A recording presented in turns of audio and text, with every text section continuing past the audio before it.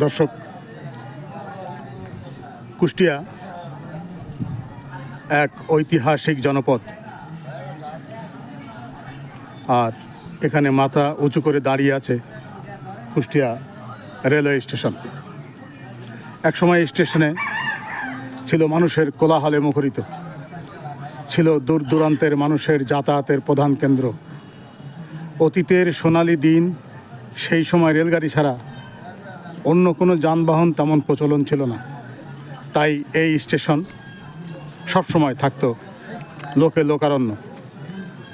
School পালানো কুমারখালী থেকে অনেকেই এই স্টেশনে নেমে রক্সি সিনেমা হলে সিনেমা দেখতে যেত, তার মধ্যে আমি একজন।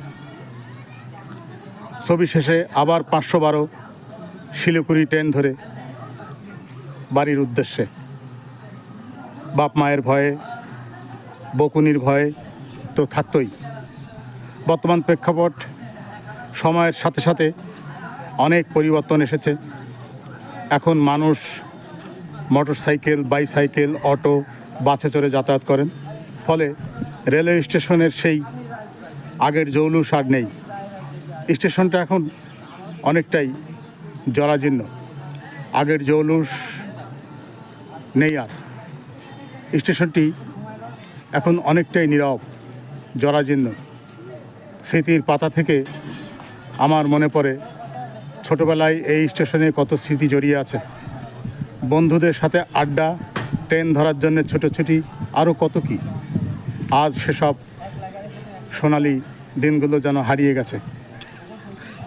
কুষ্টিয়া রেলওয়ে স্টেশন শুধু একটা স্টেশনই নয়, এটি আমাদের ইতিহাসের অংশ, আমাদের স্মৃতির অংশ। তাই এই স্টেশনটিকে বাঁচিয়ে রাখা আমাদের দায়িত্ব। একদিন আবার এই স্টেশনটি পুরাতন রূপ ফিরে পাবে, আশা রাখি। ধন্যবাদ।